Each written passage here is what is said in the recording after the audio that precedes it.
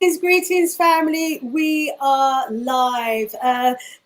You know, if I don't come live straight away, that the gremlins have been on our case backstage. But as you can see, family, we are indeed live and direct via YouTube. So we're just going to welcome you as you come through the door. We are, as you can see, already with our guests, some of our guests. We've got our sister Teresa in the house. Welcome, Teresa. We've got our sister Lamar in the house. Welcome. We've got our brother Paul in the house. Welcome. Hi there. And we're also expecting our brother Abui.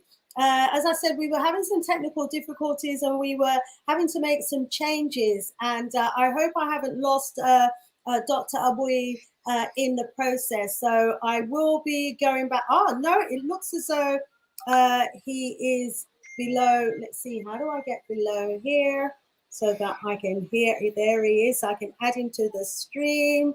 Welcome, Dr. Abui. Welcome, my sister. How you doing? Greetings. Thank you. We are live. You know, I had to leave Zoom because we just were not getting anywhere with that one. So we're 15 minutes past the top of the hour. I hope my audience all do come back. Don't leave us. Don't leave us. We're here. We have got a very interesting show lined up for you this evening, family.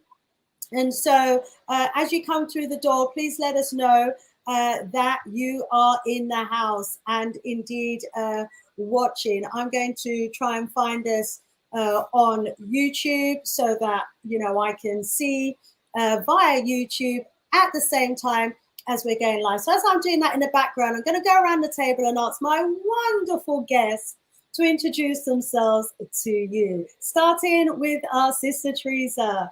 Welcome. Please introduce yourself to our audience. Hi, everyone. Thank you, Sister Shanice. Thanks, everyone, for being here today. And really, thank you for asking me to come on. I'm Teresa Hatchett, and I'm an international business coach and a life coach. I work primarily with our community, engaging them in things that will build asset for the future, for the generation to come. I'm very, very concerned about what's happening, and that's why I'm here right now. Thank you. Thank you so much, Sister Teresa. I'm just going to be posting the link in the background. I need to let people know that we are live because of the problems and the challenges that we've been having. But, you know, the show will continue. Let's go over to our brother Paul and ask him to kindly introduce himself to our audience. Hi there, Sister Shanice. It's Paul Steele, and greetings to the audience. My background is in a marketing executive. I have a company, Diverse Group, which deals with diversity. And I'm an ambassador for SOAD, the State of the African Diaspora. Wonderful, wonderful. We welcome you on board and we look forward to hearing about SOAD as well. Dr. Abui, welcome. Please introduce yourself to the audience. Welcome, my sister. Thank you very much to invite me in this important program show making since the motherland, Banjul, Gambia. And I'm a journalist. I'm a journalist and community activist in Pan-Africans International Movement, Garvey's. I'm a Garvey's from the beginning. And I'm really part of Africans community grassroots Pan-African movement right here in Spain. And I'm just a Pan-African journalist. Thank you very much. We thank you. We're absolutely delighted to have you join us this evening for our roundtable discussion, Dr. Abui. And we're also delighted to have our young sister Lamar join us. Welcome. Please introduce yourself to our audience. Hey, everyone. My name is Lamar Bailey Caramanites. I'm actually also in Spain, like Dr. Abui, but I'm originally from Panama. and I am part of different organizations from the Afro-Panamanian social movement, as well as here in Spain. So yeah, just happy to be here and participate in the conversation. Thank you so much for taking the time to join us. As I said, family, we're looking to have a very interesting conversation with you all this evening. We're just going to give you all a moment or two more to come through the door because of the technical difficulties that we were having earlier today, but absolutely delighted that despite the hitches, we have been able to connect with you, and just letting the family know that we are live. I can see that we've got some family members who are in the house already and dropping us messages. So thank you for that. First time is saying greetings from Chicago, USA. Give thanks to the Most High Creator of all creation, the judge, the juror, the only one worthy of worshipping and praising, thanking, remembering, learning, prayers, etc., etc. Well, we welcome you first time, and we thank you for your prayers, hence why, you know, we managed to get on today, eh? The devil was trying to stop us, but we are victorious. Rise up, Peru in the house. Great to have you in the house. And yeah, first time's rising up, the entire panel as well. Tag 5104, great to have you in the house all the way from Boston, LA in the USA. Welcome. Orbia man. I love your name, you see. I love calling name. Orbia man, welcome. Sheriff S, as always, beautiful to know that you're in the house. Sending out enough love to myself and to the entire panel. So family, as you come in, yeah, please do drop us a message. We're using another stream tonight, and instead of YouTube, so I can actually see your messages on the same page, which I'm not able to do with YouTube. So we welcome you, each and every one of you. So family members, you know, let's go straight over to the topic today, a very serious topic that we have been talking about on a couple of shows now, but because of the serious nature of this topic, you know, we can't just look at it once and move away and not come back to it. We have to deal with it for the seriousness that it deserves. And I first was alerted of what was going on when I saw some YouTube video footage going around, and it was circulating on social media, and it was of an incident that happened in Melilla in the border of Morocco and Spain last Friday on the 24th of June. It was the most horrific scenes I had seen since a hurricane disaster. It was like something out of a war zone. Bodies piled upon bodies. These were bodies of young Africans, yet most of whom were dead, some of whom were wounded and dying.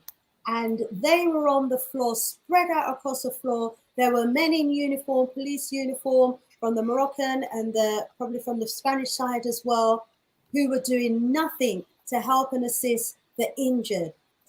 There was other video footage which showed some of these young men being beaten by those same police forces. There were other video footage that was showing that as they were trying to scale a fence, they were being shot at with this, they said it was rubber bullets and tear gas. They say the official casualty is around 47, but if you look at the number of dead from those video footages, it looks far, far worse indeed. So we're asking the question tonight, you know, is racism on the rise? Because there are serious incidences that are happening against our young people from Morocco to Spain to the UK. Let's go around the table, but I'm going to start with our brothers and sisters in Spain so that we can hear firsthand from them, you know, what has actually been happening. Should we start with you, Brother Abui? And then we'll go over to Sister Lamar. Okay. Okay, thank you very much, my sister Sanis, for this meeting, and Sister Teresa and the brothers, and Lamar is a activist that I know very well. So I think so. Racism was always in the context of African people in general. I think so. Racism. Well, me as Garvey's, racism is not the problem. The problem is the colonial oppression and black power. So we don't have black power. We have racism, and we have white supremacy. We have racism, and I think so. This moment, what's happened now is the Spanish police and the European police in general, military, they used to kill Africans for centenaries time. So this happened in Melilla is not new. It happened in Tarajal. It happened maybe Sister Lamar knows that very well, that in Spain, that is something that happened. What has happened now is that we have the NATO summit in Spain with Biden. All the president was there, was killing. There was in Spain more than 55 presidents and head of a state was there. And that was the question, is that the really enemy was Africa. The really enemy was black people. So Marcus Garvey said that a long time ago. And we didn't understand that, because we tried to integrate. We try to, many names to call Africans, racializados, afrodescendientes, so many Guineanos, Nigerianos, Cameruneses, but no Africans. And so Europe all time was with racism, was with the violence, was the white power against us. This is nothing new. The question is that this happened through everybody saw on TV. Everybody saw how Moroccan's military kills Africans, because European Union and Spain paid them to do that. They paid them to do the bodyguard of Europe. Morocco's became bodyguard of Europe to kill Africans. And the most dangerous was the president of Spain, Pedro Sanchez. He said he congratulates Moroccan's military force. He says the Moroccans do a good job, han hecho un buen trabajo in Spanish. And when he said that, what he said, that he sent a message. The message that the African Union didn't say anything.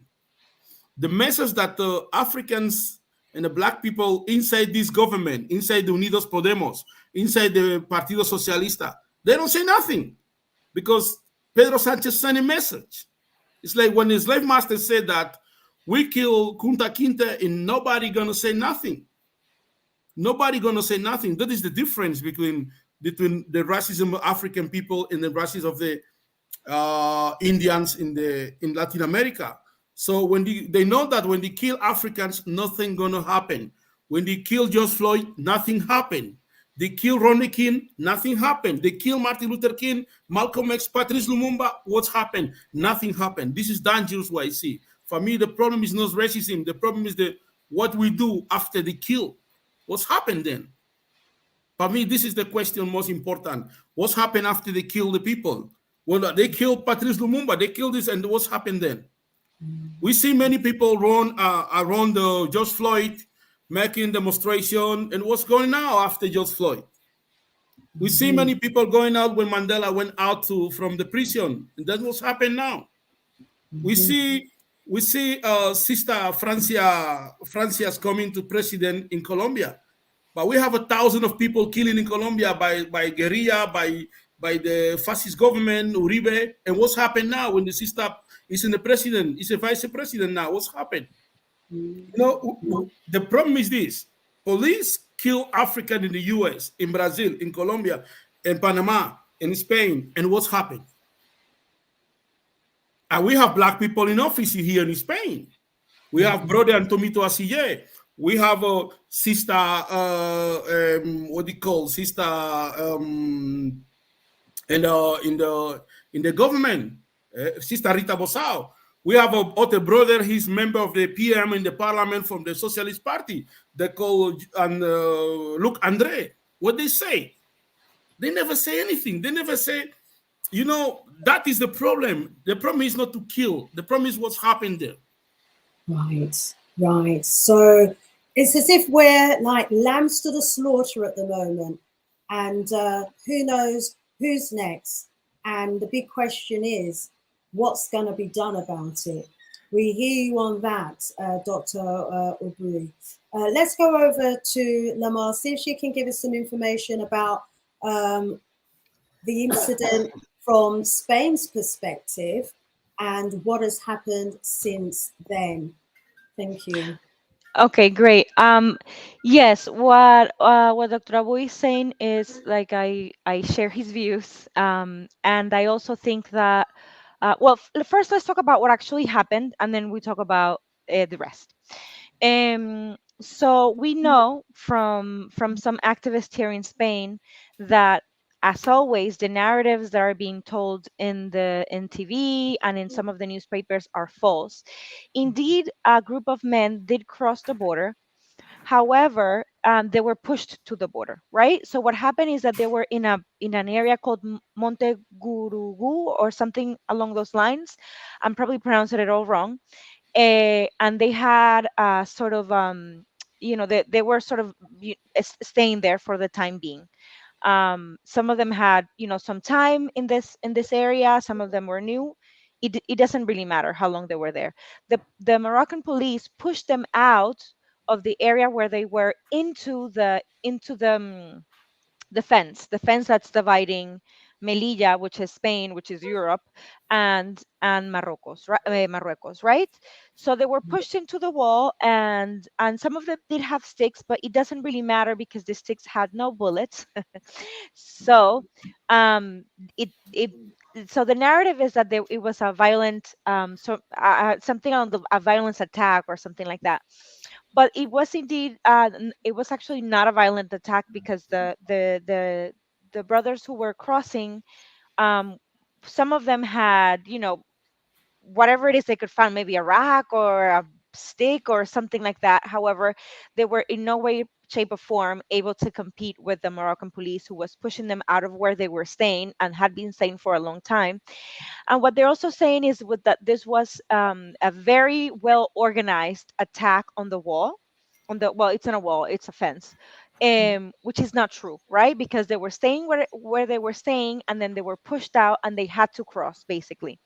So then the we know also that this is not, how do I say this? This is not a coincidence, right? That NATO was a meeting, and then just before that, we have this event, this group of men being pushed into the wall and having to cross, because they want to make, one of the things that they wanted to discuss is to make migration a security threat, for NATO, right? Which is something that we don't want. We already, migration, as you know, we are, especially as Black bodies, right, very vulnerable in a multitude of ways. So now, if they make it a security threat to be a migrant, migration itself, then it's even worse, right? Especially as a Black person. So 37, the information that we have is that 37 men were killed, right? And even though the Sanchez, the president, what he was saying is that he congratulated, as Dr. Aboui said, he congratulated the Moroccan police because there is a treaty between the two nations, right? It's not like they just do this for whatever reason. They're hired to do that, right? The Moroccan border police is hired by Spain to do this. Um, so when he congratulates them, in a way, he's saying like, we're doing a great job with this. Then he went back on his words and said that they had done a good job before watching the video, which is really silly, to say the very least. I think we definitely are the way that we are talking about this is that we definitely think that he's a hypocrite, but not only him, right? Europe as a whole. Like somebody said in the chat, I don't think, and your question, Sister Shanice, was about racism, and I think that this goes to show, and this is like not something new, like somebody in the chat said, right? These are the things that we have been talking about for for a while, and not only here in this particular border, but also in the United States, which is basically more of the same thing, right? I remember, I think it was last year, you probably remember as well, but those images of the Haitian migrants trying to enter the US and being followed with, that it reminded us of the time of the transatlantic slave trade, right? And I think, yeah, this is nothing new. These are new 37 bodies, but it's more of the same. And I think that we have, yeah, we have to start thinking about maybe new strategies. There are different things going around as far as, I guess, ways to not to fix, but to, I guess, to help out, as far as like, some advocacy measures, and different organizations here in Spain are doing different things. But also, I think that we have to think about the bigger picture. It's something that, I have been talking about in some of the organizations that I'm part of, and trying to figure out how to address these structural problems, because sometimes we're so stuck in the day to day. And I by no way, shape, or form mean to say that the day to day is little, because it is, because we're dying on a daily basis, right? And not only here in Spain, but in Brazil. I had an event a couple weeks ago. I was participating in an event about police violence, and we had mothers from Brazil, mother family from Colombia, and you can find this type of police violence everywhere, really, that I've know, right? Maybe there's a place that I don't know, but everywhere where I know, you can find this type of police violence against Black bodies. So we have to, Yes. um, sorry, I know I'm talking too much. So we have to start thinking about the structural problems, as well as trying to figure out how to fix the immediate, right? There's a lot of immediateness.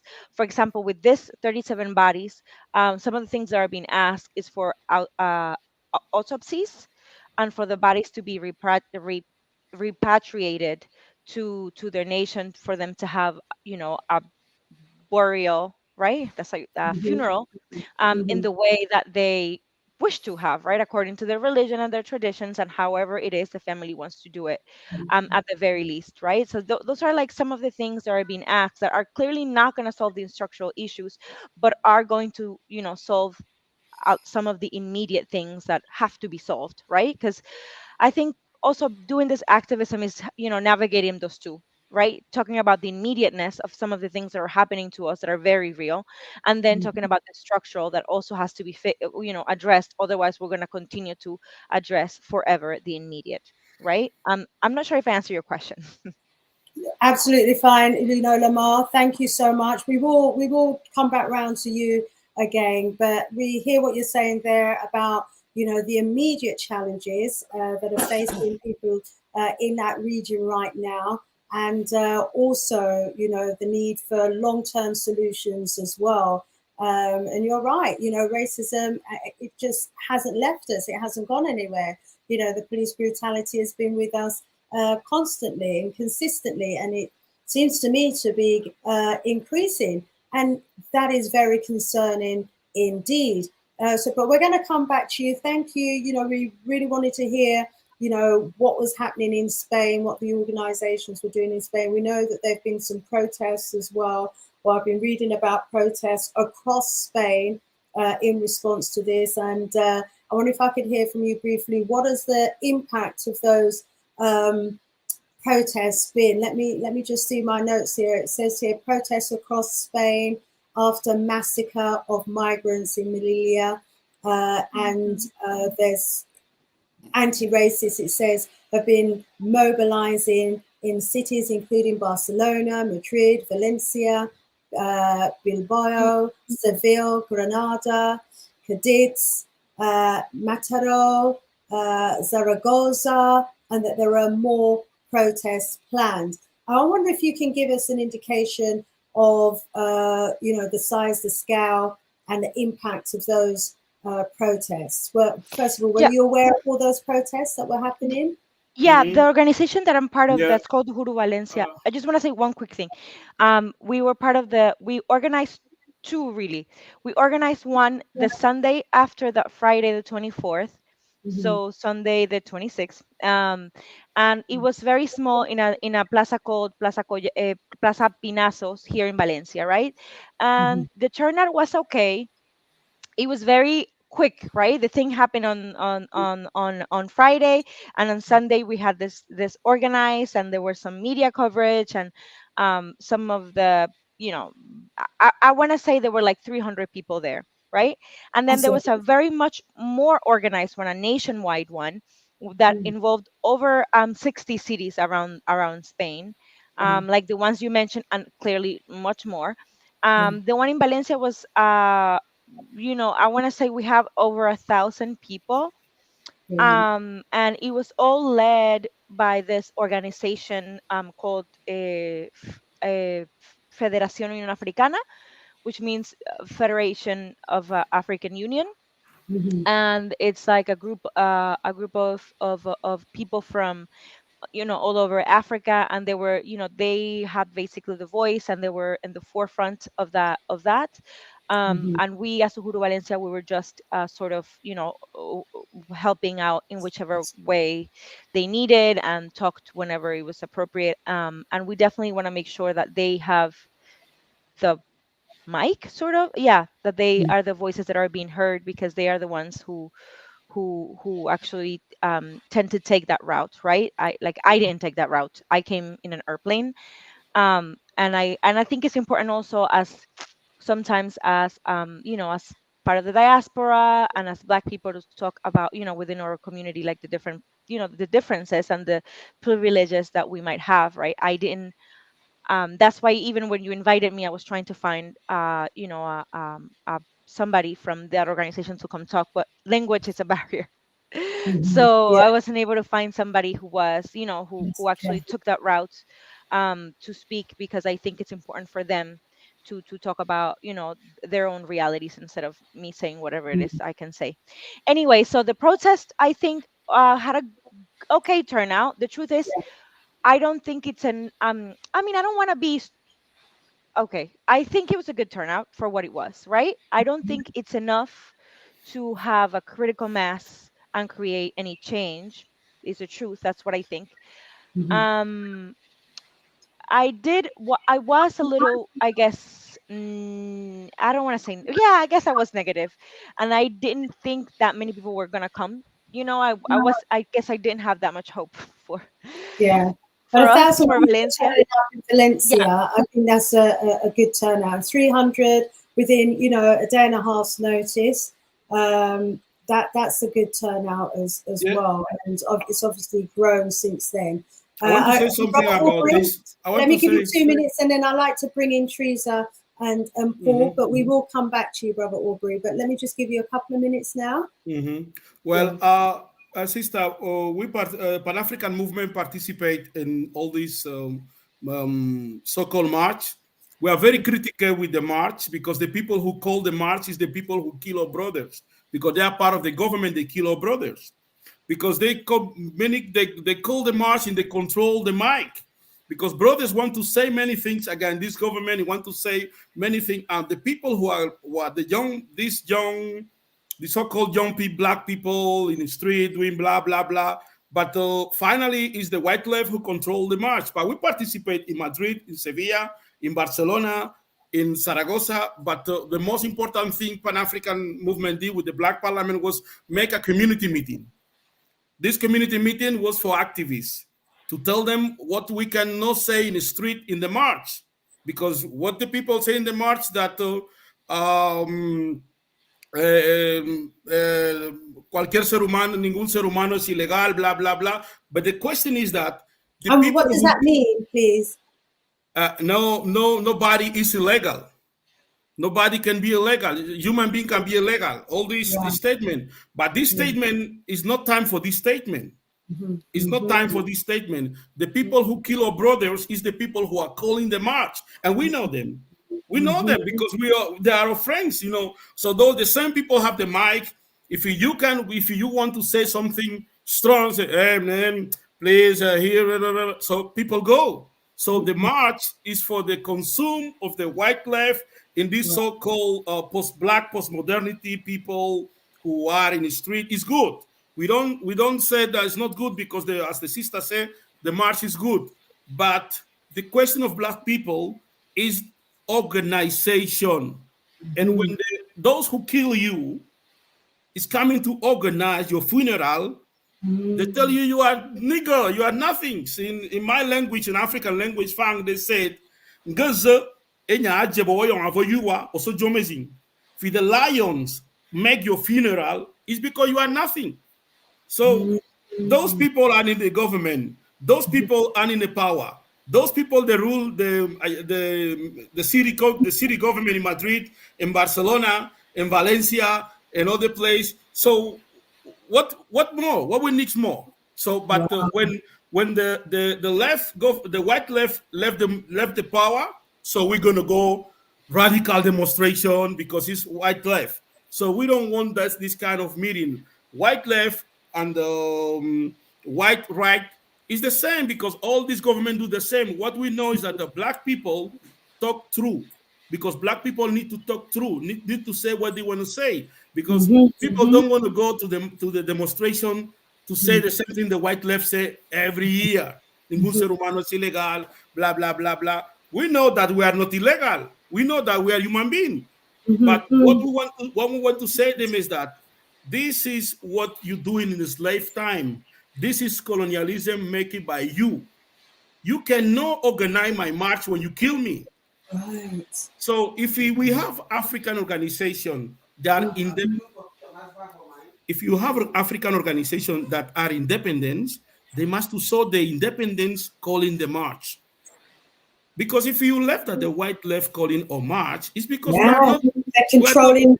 They're controlling the narrative. They're controlling the march, its direction of travel and everything. Let me come back to you both, and we can talk some more on that in a very little while. But I'd like to bring in our sister Teresa and to talk more widely on the issue of racism, as well as on this topic as well. Sister Teresa, welcome to the discussion. Yes, thank you. Thank you again. Thank you both for sharing the personal lived experience. Do you know, Sister Shanice, I'm really grateful for this moment because, as the brother says, there aren't spaces where you can talk. And in the end, we have to be brave, regardless of where we are, because they want to crowd out all the spaces where we can speak. When I first saw the video, and thank you for posting it, sister, because I saw it from your post and your press release, I said to myself, how did I kill them? Because I saw people on a border and my thoughts were, this is not a war. How did they die? And then the story came out that they shot them and they beat them. And it was unbelievable that this society, I've been to Spain on holiday, been to Morocco on holiday. These people are giving us this false world that they're civilized, that we're at peace. But we're not at peace. We're at war. And they've declared the war a continuous war that is never ending. And whenever they get a moment, like a thief that will steal your handbag when you're not looking, they will attack us. I could not believe that they hit them to death. They beat them. I could not believe that for a moment. And then obviously memory came back and I realized the kind of human that we were looking at. Now, contempt. I know we use this word racism all the time, but for me, I am using the word contempt because when they were killing, they had mothers. Those men who died had mothers, and they had contempt for the woman who gave birth to those men. And that humanity that they have lost means they have contempt for their own mothers. So for me, it is really beginning to digest that there are people walking around that call themselves humans, but do not have any of the capacity to be a human. And we must be on guard that these people will take our lives and look into people like leaders and politics and all this nonsense is not going to save us. We better wake up. They're destroying the society. They're destroying the ethnicity. They're destroying the gender. They're destroying every single structure that we have created and they have created, because they have such contempt for the human that they will tear it all down. And if we have something that we want, we better start waking up and forcing those lazy, useless politicians to start to wake up and do something or get out. I'll rest it there for a moment, because I know that I am a mother. And how dare they take a child's life, a mother's child? How dare they? Thank you. Thank you, Sister Teresa. And I think contempt is the right word there as well, because the way they treated those young men, it was with utter contempt. It really was. The way they threw their bodies in piles on top of each other, the way they walked through and across those bodies, they had absolutely no regard for their humanity at all whatsoever. You would have to really have wondered what the nature of the people who could do what they did, really is. And I think, we're not seeing them for who they really are and what they really are. And that is our biggest problem, Let's go over to Brother Paul and welcome you and have some opening remarks from you, Paul. Quite a lot has been said by Lamar, Dr. Oboye and Sister Teresa. Over to you, my brother. Some great comments, and I agree with them all. How long shall they kill our prophets while we stand aside and look? The thing is, for me, is what I found very interesting was the media blackout on this. Again, as Sister Teresa said, I found out from yourself, Sister Shanice, and then I brought this to Soed, and then we were were appalled by what was going on. This is nothing new, as has been said before. Soed and myself, we worked within Ukraine, and we represented 470 students there. And we saw how appalling they were being treated. We made so many requests. They were being educated in Ukraine at the time, and they'd moved to different parts of Europe. And we saw how they were treated going to Germany and many European countries. In fact, they got no sanction whatsoever from the so-called British government. And how many black people are in Britain? So, we've seen this kind of targeted aggression and, lack of compassion for our people. This is not new. For me, as the gentleman said, in terms of marching, I'm not really one for marching. As I've said in previous conversations, Martin Luther King marched and he marched and they marched. Only until they started to boycott, did we get any kind of respect. Now, in my opinion, we need to boycott Spain and boycott Morocco. We shouldn't be buying their products, and we shouldn't be going holidays in their territories until someone starts to address this issue. As far as we're concerned, this is total human rights violations. This is a SOAD perspective. And we want people held accountable, and we want people to face trial for the atrocities that we've seen. And my sister Teresa, yes, mothers, but I believe mothers were being abused in exactly the same way as young men in this. And we've only seen a very small segment of what was going on with some of these videos that's come out there. Can you imagine what we haven't seen? Economics. Let's hit them in their pockets. Let's hit them where it hurts. Let's boycott their products. Let's boycott their countries until we get some serious reaction, of how we're being treated. And that includes all of these European countries. And you know what? Africa has to take responsibility. Because I cannot believe the weak response from the continent of Africa. Pathetic response. Like mice. We're not mice. We're men, and we are queens, and we are kings, not mice. So, we need to take responsibilities for our actions. And, again, it's about economics. So I rest there for a moment. Thank you, Brother Paul. Let's go over to the chat and pick up on some of the comments in the chat room.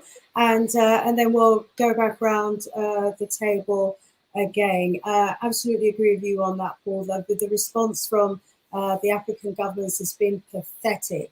There have been one or two responses, and we will talk about those, and we will give credit where credit is due. But overall, the response has been absolutely pathetic. Your suggestion to boycott, absolutely agree with that. It was raised in a meeting yesterday, and one of the brothers, Brother Glenroy, said that he was going to take it on to identify Spanish products and Moroccan products that we could all start boycotting. Once he puts that list together, we will circulate it across social media, and we will encourage all of our supporters to boycott those products and to stand with us. There were a number of other suggested forms of action that we could take, and we will be picking up on that as we go through the evening. But for now, let me just go over to the chat and bring in some of the comments from our brothers and sisters in the chat. We've got Brother Zizi Way in the house, who says, "You can only free your mind through struggle. We have been shedding our blood for crumbs. Now we must shed our blood for true liberation and unification." The voice of a true Pan-Africanist there, who recognizes that, the struggle may not be a bloodless one. BP, we welcome you. Thanks for joining us. He says, join our platform to start building strong communities. That's PB. Yes, we have to. We absolutely must start working together and recognize that we have to come together to build our communities. We must all be part of building our families, because from strong families, you can build strong communities. And from strong communities, we can start building strong nations. We've got to start looking inwards. We cannot continue to look to others who don't look like us, to be our savior. They're not going to come and save us. Tag 5104 says, "Mr. Paul, I agree. The global north has brought the leaders of every nation in the global south. Our leaders know that the price for opposition is the price Baba Patrice Lumumba paid." And we can add so many more names to that. But, I was listening to Galaxy Radio a little earlier. I'm one of the presenters on that radio station. Galaxy Afiwi, the only de-brainwashing station. And Dr. Abu was playing an audio video from Chancellor Williams. And in there, in that video, Chancellor Williams was talking about some work that he'd done on the ground in Africa and some research that he'd done as well, actually, first, that drew him to go there. And he said that in this research, they were actually, this white researcher had talked about some conversations that he was having with some Africans who hadn't been impacted yet by their democracy. And he was saying that the form of democracy that they have means that if the leader is not doing what the people want them to do, they simply remove the leader. And this white person who was commenting and talking about the situation, oh my gosh, my battery, who was talking about the situation in the challenge that they was having trying to control this African nation, said, we have to crush their style of democracy, because when we put a leader, if the leader doesn't do what the people want, the people remove the leader. That's what we used to do, and that's certainly what we need to get back to. Removing the leaders who are not doing the bidding of the people. Let's Asante Sana, Brother Azizi Way. Ellery, he says, Nijemeli, Natan, exactly. They were at fault. Not sure what that is reference to. Pure stupidity on those African men's part. Imagine rushing into another man's country without their permission. Ellery, let me just remind you of history. Yeah, the indigenous people of Spain were Africans. The indigenous people of Europe were Africans. We are on our land. This is our land. Spain belongs to the Africans. Spain was part of Ethiopia. Spain was part of Africa. Okay? They were on their land. These people who you see in Spain today are invaders. And they are the descendants of invaders. Let's not allow them to fool us into thinking that Spain and Europe didn't originally belong to us. Check out my videos from our historians and scholars and linguists and anthropologists who have been enlightening us about the fact that we are foundational Black British, foundational Black Europeans. These people who you see today in Europe are modern Europeans from the Caucasus Mountains. That's where they're from. Let's not get it twisted. But, you know, let's move on. Zani saying boycott stroke ban those nations is good, but won't bring back those lives. Those military individuals should be interrogated by AU forces if there's any. Absolutely agree with you on that. The African Union have called for an investigation, and it needs to be a stronger call for an investigation. I'm not sure what's happening as a result of that call for an investigation. Kenya has also called for an investigation into this as well. They've said, got my notes here, that it's blatant extreme violation of African human rights. And, you know, they're calling for the protection of all Africans, and they're calling for an immediate, thorough investigation into this as well. So we want to rise up Kenya for that call as well. We'll go back to the chat in a little while, and for my guests, if you see a comment in the chat that you'd like to pick up on, please feel welcome to do so. Let's bring back in Lamar, who's signaling to speak. Go ahead, Lamar. Thank you. I just wanted to make reference to something that was said before, just to be clear, because I think that sometimes we make generalizations, and I think this is important to clarify. I think that marches are important, and I think that some of the I guess some of the results of these marches are being seen. For example, some of the bodies are starting to be recognized, and we are seeing some more people. And as people are saying in the chat, it's all about community. And I think one success from this is how many people were coming together, and the groups and the realizations that are coming out of that. I just wanted to say that on the one hand. On the other hand, I also wanted to say that the protest, I cannot speak for every city because I'm just here, and I have a hard time just with Valencia and Panama. So I just know that, like, this is what I know. I don't know anything else. But in Valencia, I can say for a fact that this protest was organized by the group that I mentioned before. They're called the African Union, but it's an organization based here in Valencia. And they are sort of a group of a group, right? Sort of like a network of networks, if you will. And they were the ones that held the mic. And some of the narratives here were very anti-government when they had to be.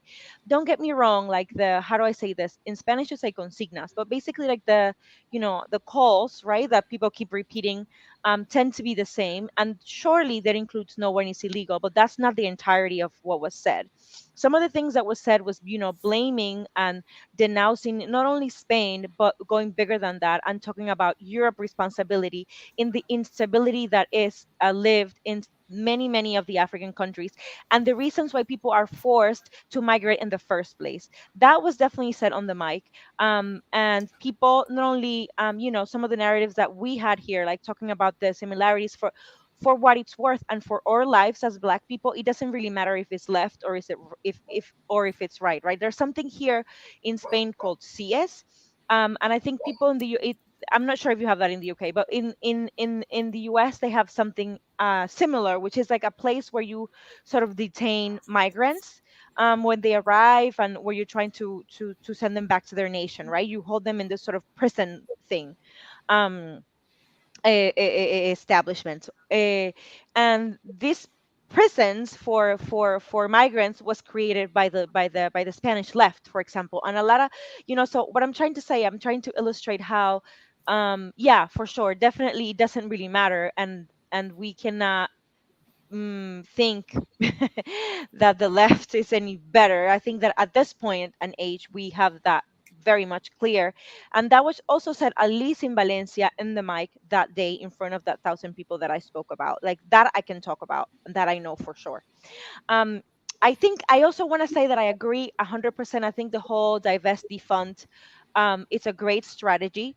I think that sometimes when we're thinking about solutions, and I know that many of us have like, many years thinking about solutions, but I think that when we're talking about structural problems, we cannot think that one solution is going to be the solution, because if the problem is structural, then we need a solution that is sort of like, I think about it like an octopus, right? Like something that has a bunch of branches, and that it structural racism is not something new. It's something that has hundreds and hundreds and hundreds of years, and it's something that is lived outside of our home, in TV, in every single part of society.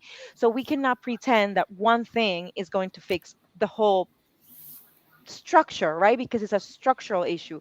So I think that, because I see people in the chat being like, no, it's a spiritual thing, no, it's a tu. And I think that we need to stay away from that, because at the end that's causing divisions within our ranks, right? I think that everyone has a little, it's true, it is a spiritual battle, but it's also a physical battle. And we also, some people are like, we need to take up arms, and maybe we do. And some people are like, we need to march, and maybe we do. And some people is like, we have to. And the thing is that the solutions are not mutually exclusive. And I think we have to stop fighting about solutions and start doing them. Right. And I think that is the most important thing, right? Sometimes I get, I don't want to say upset, but I just get worried about, advice if it's not with action, right? I think we have to make sure that, we are all taking action. And I think that's the way that maybe, we can attempt to Can I Sister, respond to my sister's comment? Thank you very much. um, sister, I want to say just briefly something. Buddy Laurier was one of my teachers. Still in England, and he told me sometimes that, Abui, when you're going to talk something about black people, don't talk like you're a professor of a university, because black people is not university. When Malcolm X, Marcus Garvey, Winnie Mandela talk about things going on for their own people, they don't make this university analysis, postmodernity, solutions, because the question of African people, we have a struggle since 100 years. We're fighting. It's the same thing we say, Sister Francia, when she say, somos los nadie. No, we are not los nadie. We are a long time struggling. So the solution of African people is not coming now. We are part of a solution. We're not going to talk people like, because the problem we have in Spain, in Europe, in America, in Africa, is that this new leader talk like they're in a university. They talk about postmodernity. They use all these theories. But the people who want to make any solution of black people, they talk black people in the quilombo, in the community. It's different narrative. It's different narrative. That's why we never has point to sit down with them, because they reply what they study in the Facultad de Políticas in Complutense. They reply all these things. Say, my brother, is an academic response, whereas this kind of academic response, ground, those who feel it know it, and they don't come to the community for the answers, which is where the answers are. They're very full. They're full. There's a lot going on, more than what probably meets the eye. I do want to drop something in here as well, and I'm not a numerologist, so I've never really been one to look at the numbers, and I am aware there's a lot of satanic things that happen that these powers that be are involved in. I hear about that sort of thing all the time. I don't tend to go into it at all. But someone did drop me a message, and they said to me, have you noticed the date. And I'm like, what about the date? And they said to me, look at it, 666. I'm like, but the incident happens on the 24th. 2 plus 4 is your 6 there. The 6 months of June, there's another 6. And then there's 3 2s in 2022, 6. And also at the same time, and someone else picked this up before regarding another incident, and it was mentioned here today, that at the same time on the 24th of June, the EU leaders were meeting in Brussels for a Euro summit as well. Some people are suggesting that this also could have been linked to some kind of blood sacrifice. Now, I've just put it out there because I want to hear what people in the chat and maybe what some of our panel members have to say. I mean, it's not something that I have looked into, but people are making these sorts of very serious links as well. So there are dark forces potentially at play here as well. I think most of us don't even realize the nature of the beasts that we're dealing with. Our young Lamar talked about, the strategy and the action being like an octopus. The beast is also like a parasite and an octopus as well. And we are being attacked on a multiplicity of levels, at an economic level, a political level, a military level. They're on our lands, they're occupying forces on our land, in our country. They're controlling our minds through the education. They're controlling the medication that we get through their hospitals.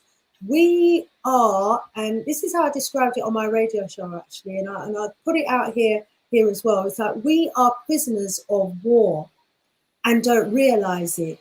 We are prisoners being held in an open prison, and we think we're free, but we're not free. There are guards around this open prison, and the minute you put your foot outside of the gates of the open prison, you soon realize that you're not free at all. The minute, you come up against their policies, the minute you decide that you're going to do something outside of the box, you realize that you're not free at all. You're not free. We're not free to travel unless you've got one of their passes, they call a passport. We're not free to travel.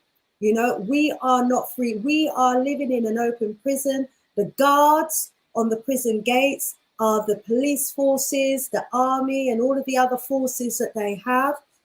We are being managed within that open prison by the court system and all their other systems. Those of us in the open prison, our minds are being conditioned on a daily basis through the education system. And most of us, many of us don't even realize that our food, our water, and everything is being slowly poisoned as well with a whole range of chemicals that are designed to calcify our minds and to keep us docile within this open prison that we are in. And they provide a lot of distraction and a lot of trinkets to keep most of us happy in this open prison. This is a serious, serious situation that we are in as a people. We're not free. And I think most of us don't even realize that we're not free. I just wanted to put that out there as well. So when we talk about solutions and when we're within our organizations and we're planning about, how we're going to liberate ourselves as a people, we need to realize the extent to which we are still being controlled in the way that, prisoners in an open prison are being controlled. Let me go back around the room again. I'm going to go over now.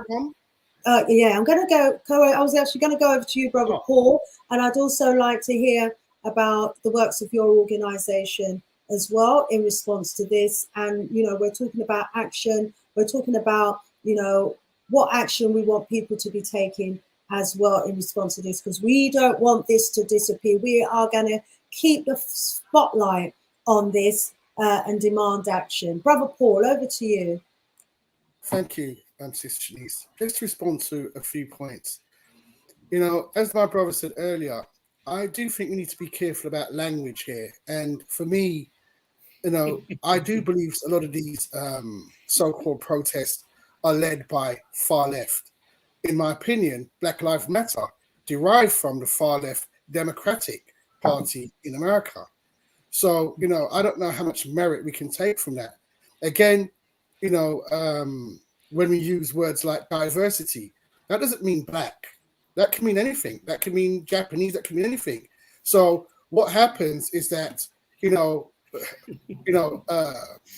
things that's supposed to impact us as black people tends to be diluted to everybody else. And it's a way of actually taking, again, what belongs to us. So we need to recognize that.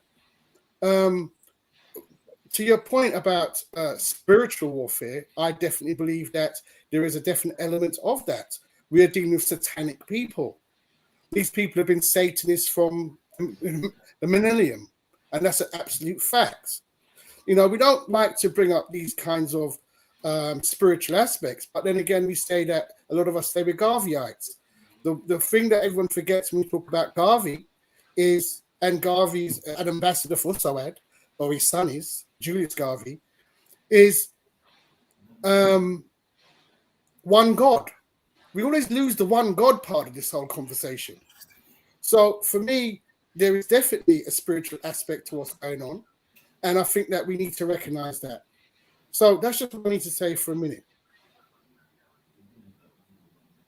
Thank you so much, Brother Paul. There's some agreement in the chat there as well. See, we've got the math surgery in the house. Rise up, rise up. If that's our brother Pi Ratio, check him out on the Big G Galaxy Alpha B on a Thursday at 10 a.m. where he has a math surgery. And oh my gosh, if you've been following his classes, your maths will be on another level. If you need a maths tutor for your teacher, for your children, he is the man. He does online classes, private classes. He's phenomenal, and he will make your boy a man as well in the process. Rise up, rise up. Big up Pi Ratio in the house. Big up Pi Ratio. Enough respect, my brother. Enough respect indeed. He said these people are working for one common denominator: hate. They hate us because they want to be us. That's their reality, but they can't. Blue Zodiac says African people need to protest amongst themselves to weed out the weak from the strong. Get your mind together and become one people. So Blue Zodiac, telling us to get our minds together and become one people. Never trust son, man. King James said, their signs are all over their buildings. Open your eyes. Yes, their satanic symbolism, I think this is, and their satanic forces that they belong to. First time is saying we have to think bigger than the oppressor system to break free. So that is our challenge as well. In terms of a long-term strategy, young sister Lamar was saying we have to think long-term as well. She was recognizing that there's a lot of immedialities that we're having to deal with. Long-term, we have to remember long-term that we are a great people. We come from a great lineage. We are the original people of this planet. We were the ones who built cities, we built kingdoms, we built empires. Before there was even a modern European to think of on this earth of any significance. We had hundreds of thousands of years of history, and they've come along like the demons and the devils that they are, and they've destroyed they've almost wiped out of existence our history. Okay, so we have to remember that we are the great ones, and if we're going to be great again, as this messenger is saying, first time is saying, we're not going to become great thinking within the box that they have put us in. We are only going to become great when we start thinking like the great people we are and start using the minds of great ones. Absolutely agree with you on that. Gabrielle is saying that Lamar wasn't being academic, if that's the point that was being made at one time as well. First time, the system is against us in all ways. Definitely agree with that. Flint, Michigan was mentioned in terms of the lead poisoning. Yes, the lead poisoning of the water, how they were slowly poisoning the African community in that region, you know. And we all know about AIDS. We all know about Ebola. Yeah, these are viruses that were made in their biological laboratories dotted all over Africa. You know, they brought the AIDS to Africa. They brought the Ebola to Africa. They're the ones who come out with the recent stuff as well. First time I said exactly, Sister Shanice. Oops, I just lost it. Sorry, where's it gone? Scrolling up, and as new messages come in, I lose the old one. Yeah, exactly, Sister Shanice. The extent must be totally different from the oppressor's system. Yes, we've got to come with something different. Rise up, family has light. Rise up, rise up. They're afraid of the word spirituality. Yes, they are indeed, because we were so powerful when we were using our spirituality. You know, they had to beat that out of the African ancestors, that spirituality, because we were so powerful, we could catch bullets. The story goes that Nanny of the Maroon used to be able to catch bullets in her butt. And also the story goes that some Africans were able to go into such a trance, such a spiritual trance, that the bullets would bounce off of them. Wow, wow, wow. When we start thinking outside of the box, when we start tapping into our powers, the powers that we have that has been put to sleep to us as a people, you know, we're not ready for those powers yet. We're not ready for those powers, because if we wake up tomorrow with those powers, those among us who have that knowledge will take it right to, we call them Wazunga, will take it right to the modern Europeans, and they would be using it against us. And so we're just not ready for those powers. But anytime we're ready as a people, it's all over. It's all over. We're going to go around the table again. Hopefully you're able to see the chat, my guests, and you will feel free to pick up on any of the comments that you may want to in the chat. But we're also going to be talking about solutions as we go around. Let's go over to Sister Teresa and ask for you to come back, my sis. Okay, thank you. Been really riveting chat. Thanks everyone for your comments. I can't see the chat, so apologies. I can't pick up any of the questions, but I want to take a moment, because I believe that this is a moment. I believe and I know we're here for a purpose. We are not here just to be bystanders. And I also believe that the people that were killed, they came to wake us up. Now, we're in a transition, and the transition means that the imbalance in society can become good or it can come bad. And these horrors are to wake us up. These horrors are for us to choose to overpower the bad with the good. But if we stay asleep, then the bad will continue. Now, some people may not know about this, but there was a time called Lemuria. There was another time called Atlantis. There was a time when the lands were all together and then they separated. They also said Africa is the heart of the planet. There are knowledges and there are things that we know, but we are choosing to just live in the material world.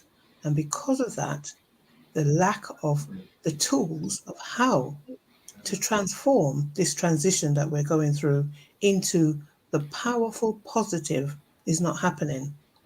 Now, I know Brother Paul can really explain this in a very deep way, and I think, you know, we really should get into that maybe in this show or another. But what I want to say is this: if we focus on the agenda in the transition time that they want us to focus on, then we see them as something to overcome. But for me, what I see is that we vibrate past them.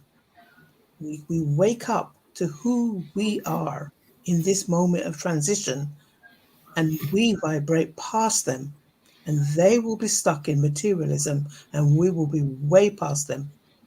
We don't need their tools and their structures to get past what they're doing, because it should not be holding us, but it's an individual responsibility to wake up and to become the spirit that they came here to be.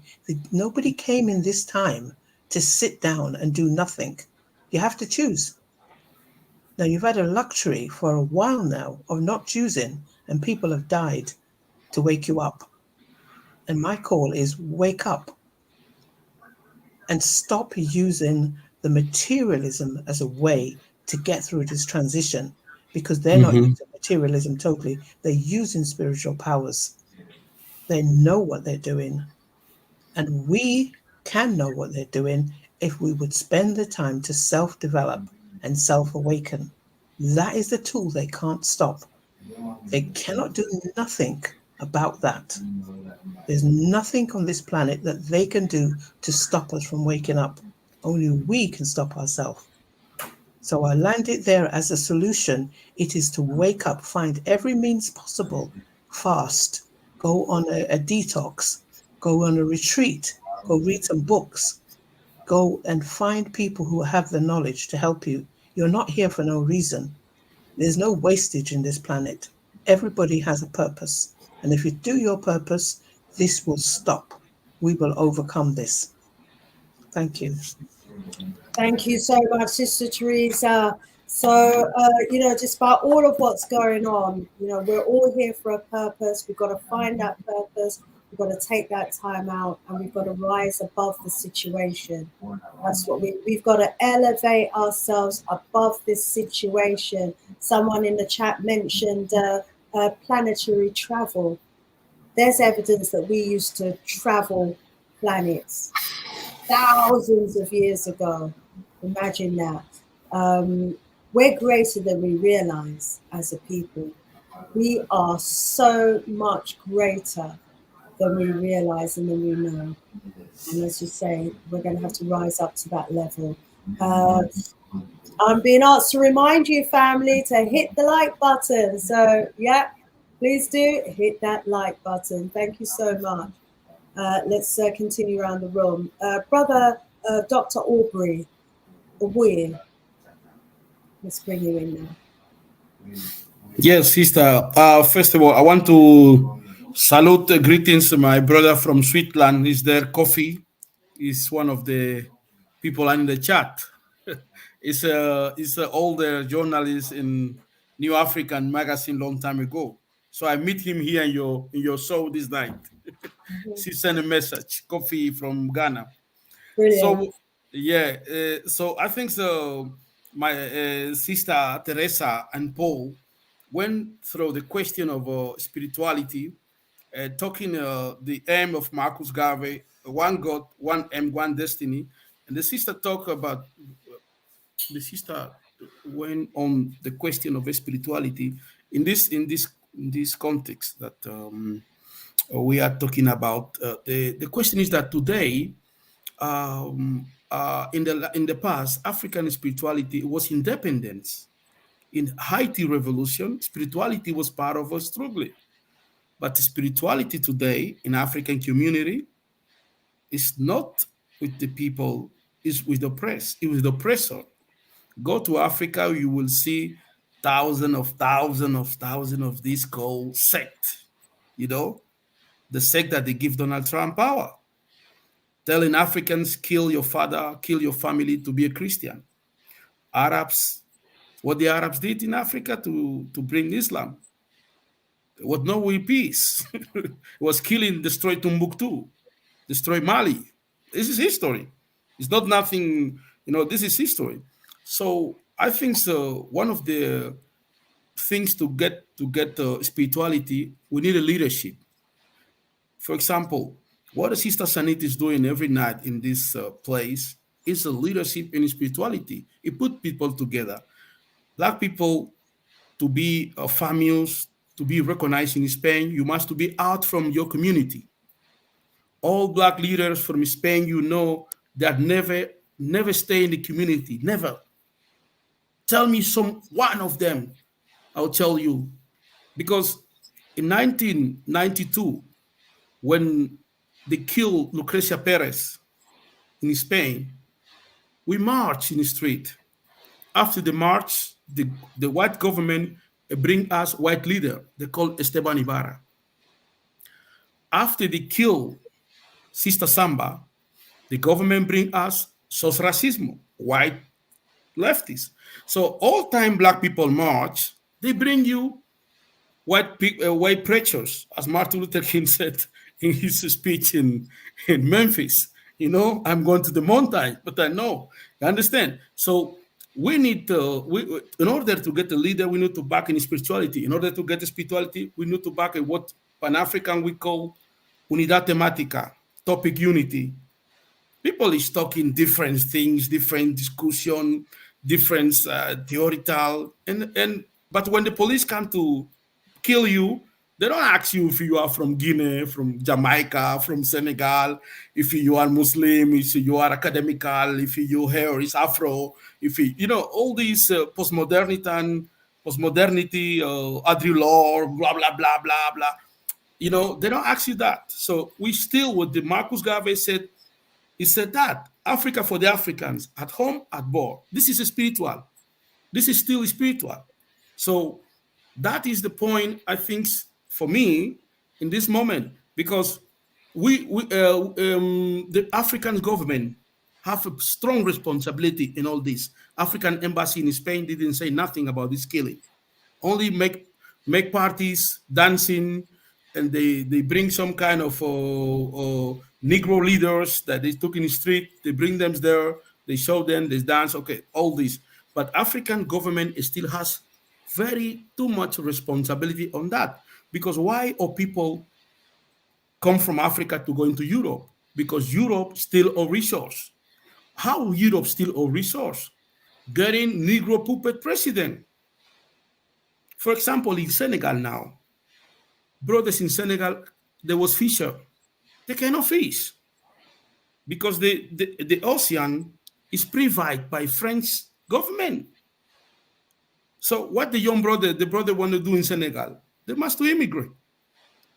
So Africans elite, not just government, elite, because all the African government is former and teaching education in European universities. You understand? At the same time, we have this black elite in America Latina, in the US, in Europe, in Spain, they're supporting this criminal government. They are staying in this government. We vote them. We made a strong campaign to elect Sister Rita Bosajo to be in the office. But when they kill people, Sister Rita Bosajo shut up because we didn't put her in office. We just elected her. What's the Mali called white power in the black face.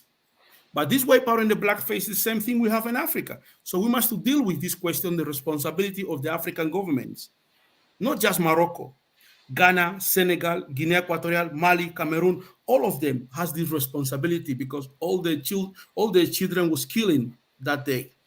And his sister, Sanis, who met this kind of tribute to those people. What is Senegal TV? What is Ghana TV? What is Nigerian TV? Where they are? Where they are? So then when you go to the Instagram, we see them with Afro, blah blah blah blah blah blah talking. So I remember one of the use with the films Django from Tarantino. It's the same things happen when two Mandingos are fighting in the films, and one sister coming to ask champagne. People is dying now. What is those African governments to say something? What is all this African Union to say that all people must be defended? Kill people from Israel, kill people from US, kill people from Germany, from Japan, from China. They will show you that they respect. You understand? So this is one point. Another point is about the leadership, because leadership comes from spirituality.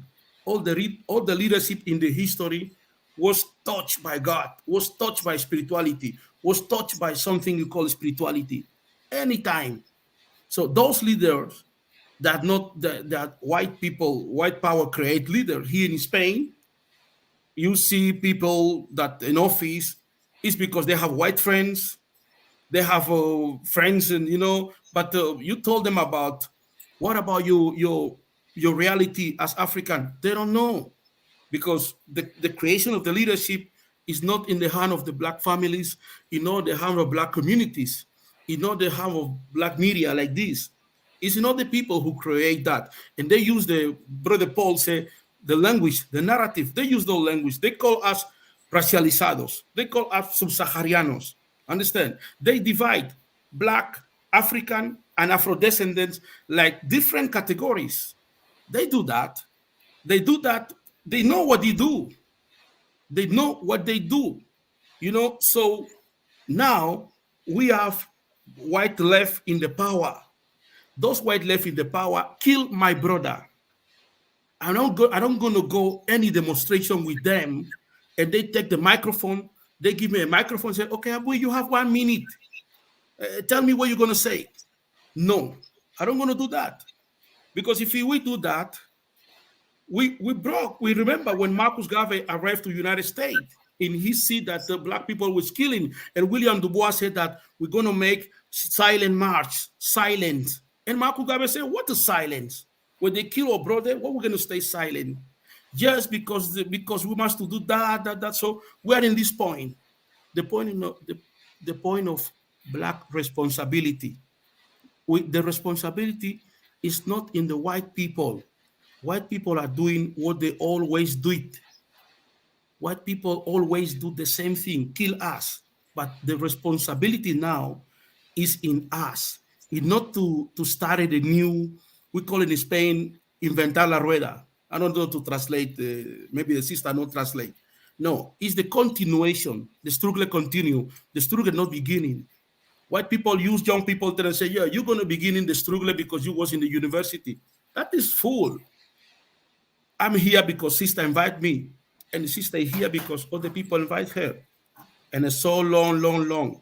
People who want to start it, a struggle because they kill me, this is fool. The Black people, long time.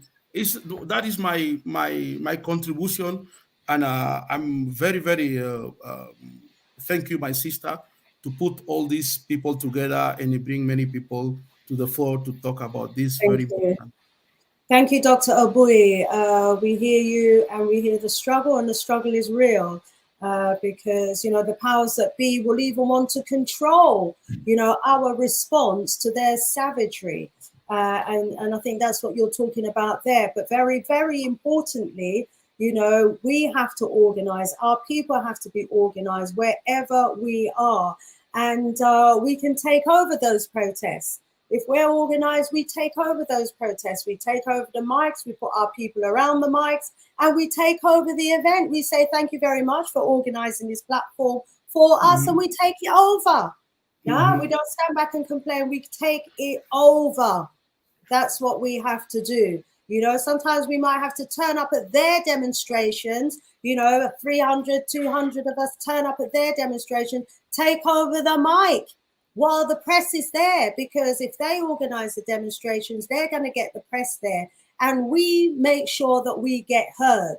You know, it's not no polite, 1 minute on the mic. No, this is our cause. You're going to hear the problems that we're experiencing. And we take it over. We shut their thing down. You know, we do. We're going to have to become more militant, and that can happen on a multiplicity of levels. And we do need to be talking about boycotts. We do also, some of our people have been calling for all of the Moroccan and Spanish embassies to be closed down across Africa. That needs to happen. You know, we need to see our leaders closing down those embassies. We also need to see our ambassadors, our leaders calling in the ambassadors for those countries and sending them back home. There should not be a single Spanish or a single Moroccan ambassador anywhere on the African continent right now until our governments get some answers and some investigations into what's going on. We've got to get serious, but we also recognize the reality is that the current leaders that we have are being controlled. The current leaders that we have been placed there by the powers that be, who like to keep control of everything. If anything you start at a micro, from a micro level to a macro level, their policy is control. And what we've ultimately got to try and do is keep control of everything. We've got to keep control of our businesses, control of our families. We let them come into our homes. We let them take our children out our homes. We let them dictate to us about the schooling and the education that our children and our family have.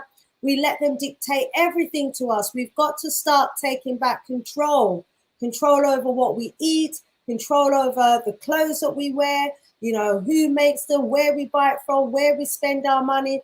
We've got to start taking back control of our destiny, of our lives and everything.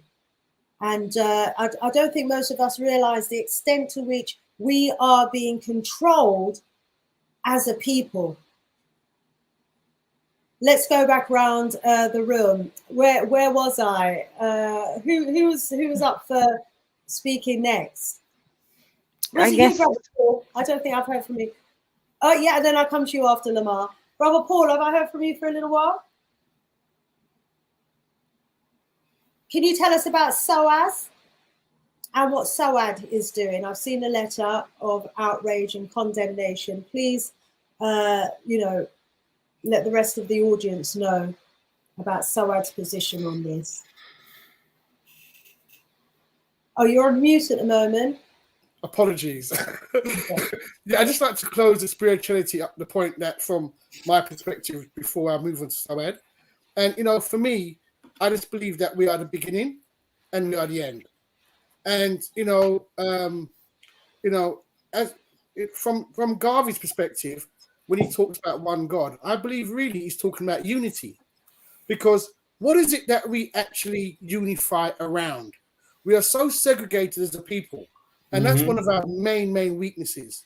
But when you look at it from a biblical perspective, you know, I hear a lot of people say, oh, the Bible's a white man book. And we can go to Kemet, we can go to all different spiritualities if you want. But how is the Bible a white man book that was written in Hebrew over 2,000 years ago? It's a black man book. And what we need to understand is this, is that the white man, you know, from Constantine, has used that narrative to take our heritage, whether we want to buy into it or not. We are the people of Israel. Israel, for me, is just Africa. And, you know, they've taken our land from, I mean, if you look at the Balfour Declaration in 1918, and what the letter written from Balfour to Rothschild, they took Israel from us. That's a whole other show. We will do a show on that, and I will invite you. I won't say no more about that. I will invite you. What I will say is that we have to be united in our differences. Yeah. We have to be united in our differences. Absolutely. Come ye, whatever religion, whatever spiritual, you know, we have to learn to be united in our differences, or with our differences. United with our differences. Yeah. My point is, Sister Niece, is all ours, from the beginning to the end. Why do you think you have a pyramid on the dollar bill? Yeah. Think about it. There's been a lot of corruption. A lot of corruption. I believe that like that. Yeah. But, you know, from a SOAD perspective, the beauty of SOAD for me is this: is yes, we are, you know, really outraged by what's going on, and we're using all political efforts, and we're talking to all different governments in Africa to try and again unify around this thing. And why I feel that we have leverage like that is because we are global. We have got ambassadors and we have got ministers all over the world, whether that be in France, whether that be in Spain, whether that be in Congo, whether that be in Nigeria, all over the world. And for me, you know, I keep coming back to this economic debate. I believe that we, for a continent with all the wealth, and we have our so-called migrants or refugees having to flee Africa for whatever reason it is, that is outrageous within itself. And we have Africans that can't feed themselves when we have all the minerals and we have all the wealth. So from a side perspective, we want to try and bring that back together. We want to try and empower, but not from the top, from the grassroots up. Because for me, it's about the people and bringing the people together unified. But you can't unify hungry people. So we need to make sure that we as a people become self-sufficient again, so that we don't have to rely. You know, I was reading an article about global trade within Black UK and Africa. And apparently the British government was facilitating this with £33 million. How the hell can the British government facilitate trade between the diaspora and Africa? You see, yet again, we're shaking the bucket when we have all the resources. So I think we need to recognize that we are the beginning, we are the end. We need to recognize and have self-respect for ourselves as a people again, and start building again from the grassroots up, is my comment. Absolutely. Thank you so much for that, Brother Paul. We've got our work cut out. And, as Lamar was saying earlier, despite all of the immediate things that are impacting on us, we need to be building, we need to be strategizing, we need to be organizing. And it does come from the grassroots up. Agree with you on that. Let me allow Lamar to jump in, then we're going to go over to Sister Teresa. Welcome back to Sister Lamar. Hey, thank you. I don't want to say too much because I think that a lot has been said already. And I definitely subscribe to most of the points that are being made. I think that I agree also in the chat that's been talked about community. I agree with that 100%. And I think that for a long time, and sometimes we want to do things on our own, and that's a terrible route to take.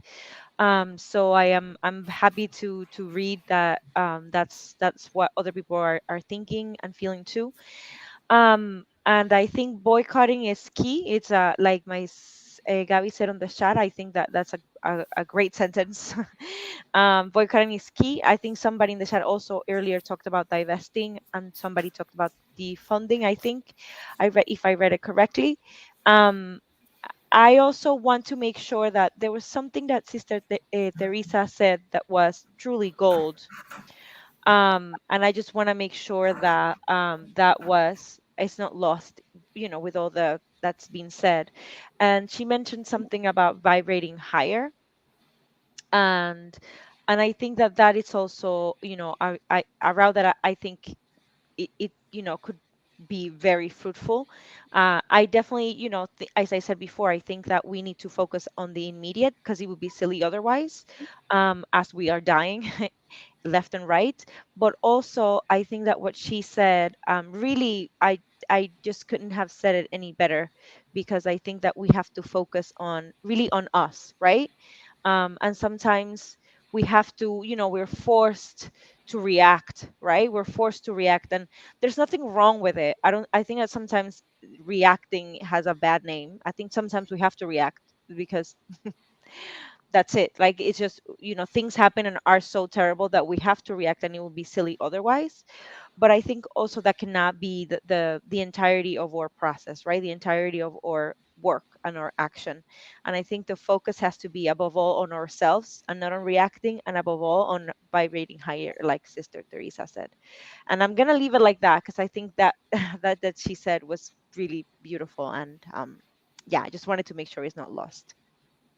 Thank you for bringing that back to the forefront. Absolutely agree. We all need to be vibrating on a higher frequency. We are mighty people. We are a powerful people. Our history is testimony of that. And we've got to be thinking outside the box, and also be trying to get back into the mindset of our greats. Want to rise up, Papa Cheesy in the house. Thank you too for all of the energy that you're bringing into the chat. He's saying knowledge is power, and sharing love and light. He's sharing the love and light with the family. Rise up, Papa Cheesy. Good to have you in the house. Humanitas Africa is saying discipline, organization, and spirituality is equal to vibrating higher. Welcome, Africa, to Kofi from Prague. Oh, my friend Kofi from Prague, rise up, rise up.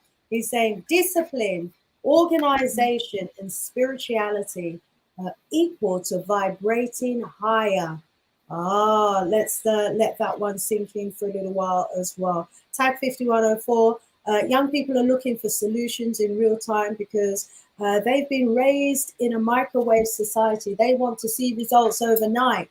Younger people aren't waiting for a savior. Yeah, they're trying to, some of them, save themselves in the wrong way. You know, this is where, you know, we need to go back to our old ways, and because some, you know, these leaders that we have need removing.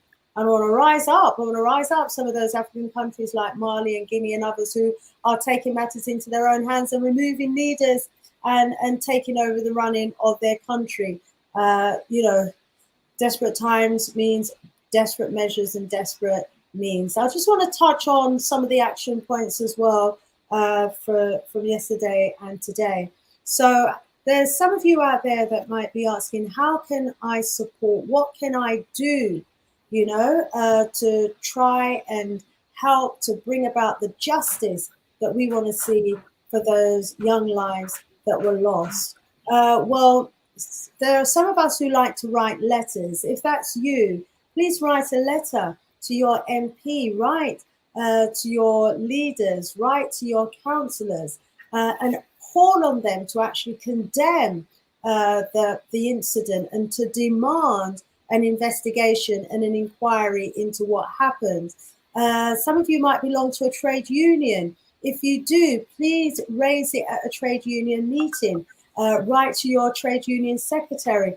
Ask them to get involved in the protest. And if there isn't a protest, to organize a protest around this, calling for an investigation, calling on a boycott of all Moroccan and Spanish goods, calling on them to get involved in identifying a whole range of Moroccan goods and Spanish goods that we all could be boycotting as well. Some of you will be planning a holiday for 2022 or 2023. We're asking that you avoid Morocco and you avoid Spain as a holiday destination. So we want to boycott them and hit them where it hurts in their pockets, so that, you know, there's also an economic impact that we make as well. If you find out about demonstrations, please share the information so that others can get the chance to come as well. Burn a candle in your profile picture. There is one going around. You can always contact me and I will send you a copy of it.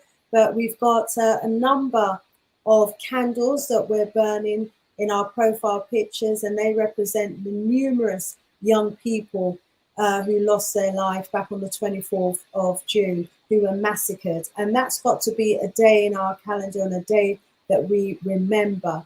So in remembrance of all the lives, please do burn a candle in your profile picture. That's something we can all do. If you belong to an organization, have the conversation and a discussion in your organization about what you can do. If you don't belong to an organization, please join an organization. The more of us that are part of an organization, the greater organized we will be. Because then, you know, when there is a call and your organization puts the call out to all of its members, you know, they will be able to reach you through the organization.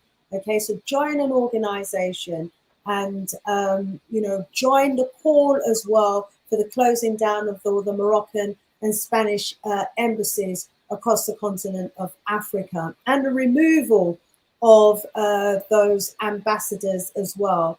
You know, there needs to be sanctions. The African government ought to be coming together and be calling for sanctions against Morocco and Spain as well. I know that if I was a leader of any African country, if there were any contracts with Spain and Morocco, they would be getting cancelled right now.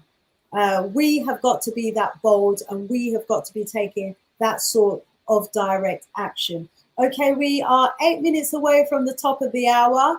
Our beautiful Never Trust says they've just lit the candle. Thank you so so much. Yes, please everyone, do light the candles and put it in your profile picture. And you know, I've got one, a candle that has the date of the incident and where it happened as well. So please feel welcome to get in touch with me, and I'll try and get that to you by email or via WhatsApp. So we're going to go around the table for the last time, 2 minutes per person, so we can have some closing remarks. And please remind us, you know, of what you think we ought to be doing during this time to keep this issue alive, because we're the ones who are going to have to keep banging on about it, I think, if we want something to happen. Sister Teresa, what say you? Okay, sister, I'm just going to bring up thank you everyone, it's been really brilliant. I want to bring up the theme of Ubuntu.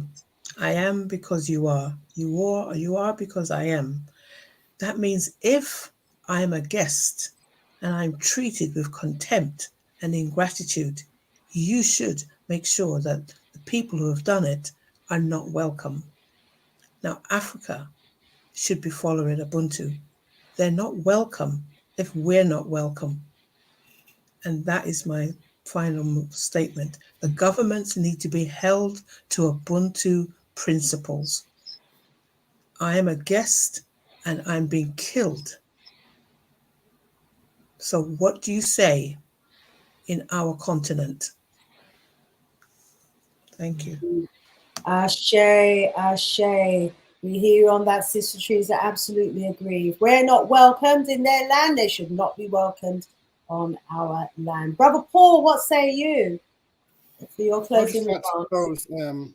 Sister Shanice, on, you know, the fact that this is not an isolated incident, and we've been targeted internationally on many levels. And I'd just like to just bring home the points of Ian Taylor in London, that was basically, again, killed by police, in my opinion. He was the same scenario as George Floyd, that he was, you know, couldn't breathe, was begging for his inhaler, was begging for some water. It was a very hot day, summer's day at the time, and they just left him there to die on the streets. And, you know, there's a protest, or rather there's a meeting, and I'd like to highlight the time of that meeting. It's a public meeting in, sorry, the date of that? It's on Thursday. Yeah, exactly. It's on Thursday, the 7th of July. It's 6:30 p.m. and it's at Lambeth Assembly Hall. Anyone that can actually participate in London, just to go and support the family and actually, you know, make sure that this inquiry is taken seriously, because the comments, again, was outrageous. They were laughing at this guy, mocking this guy whilst he was dying on the street. Yet again, you know, how long should we stand by and watch our prophets die?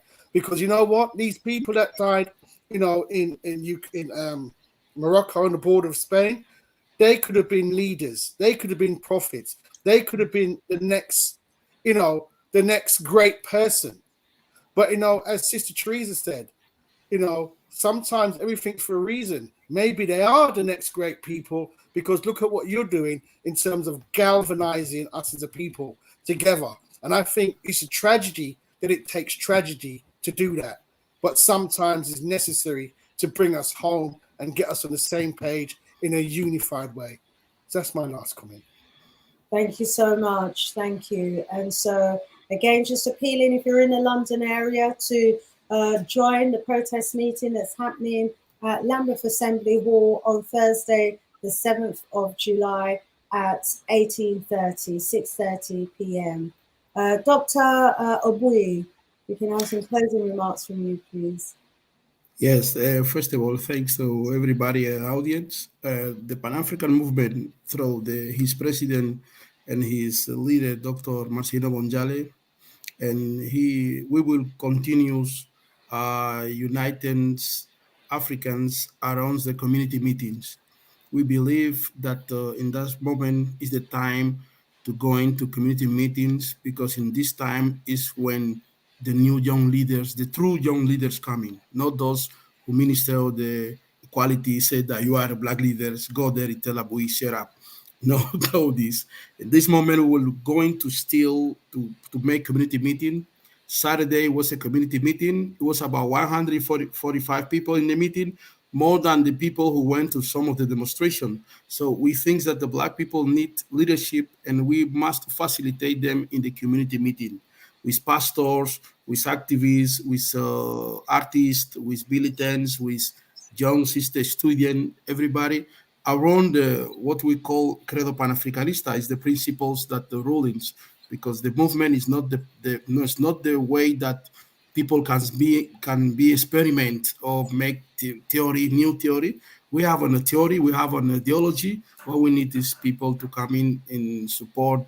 The best thing we can do for those people who die in his mother is to organize the community this community meeting in October. We want to go to the Young Conference, the European Young Conference, the anniversary of Tottenham operation in London. And in London was the Tottenham when the young people were up. In Paris, 2004, and all this time in October, we want to call young Africans in Europe to meet in Spain to make a Pan-African conference in terms of organization. Only we want to invite people who are organized. We don't want to invite people who come to meet friends, because we have a lot of friends, and the Bomale say how long they will kill all these friends, and we start in low. Thank you.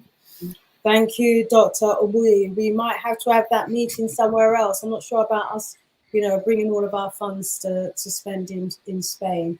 They don't deserve, our economic hard work. But definitely like the idea of a meetup.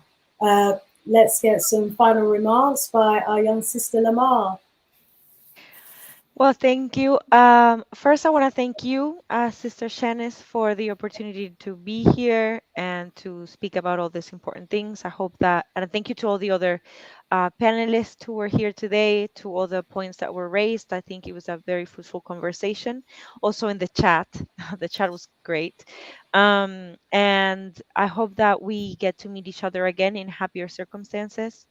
And one wish doesn't talk about our life being in danger, but rather, or the celebration of our lives and ourselves. So that's it. Thank you. Thank you so much. I'd like to thank all members of the panel for your invaluable contribution today. Thank you for keeping the light burning and the fire burning for every single one of those young people that lost their life at Melilla.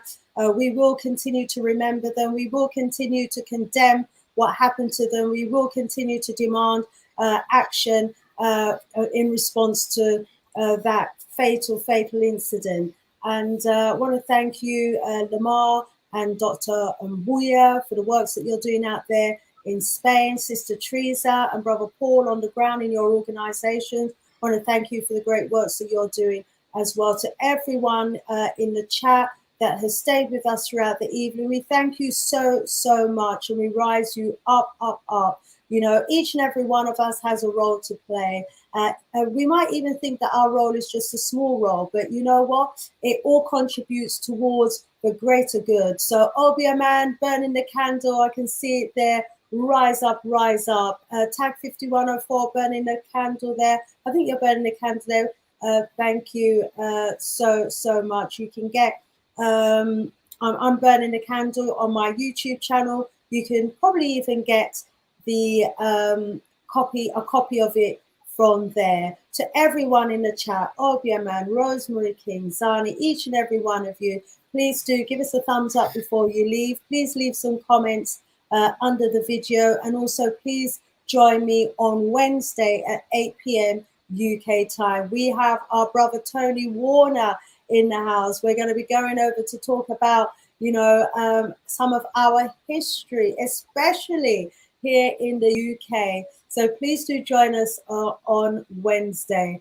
We've got to leave it there because of time, but we thank you all so much. Keep it locked to the Sister Shanice Show, and please share because there's still a lot of members of our community who are unaware of this particular incident. And the mainstream media is whitewashing it we need to get the information out. So thanks again, family. Keep it locked, and we'll see you on Wednesday. Bye for now. Sister Shanice out of here. Bye. Thank you. Bye for now.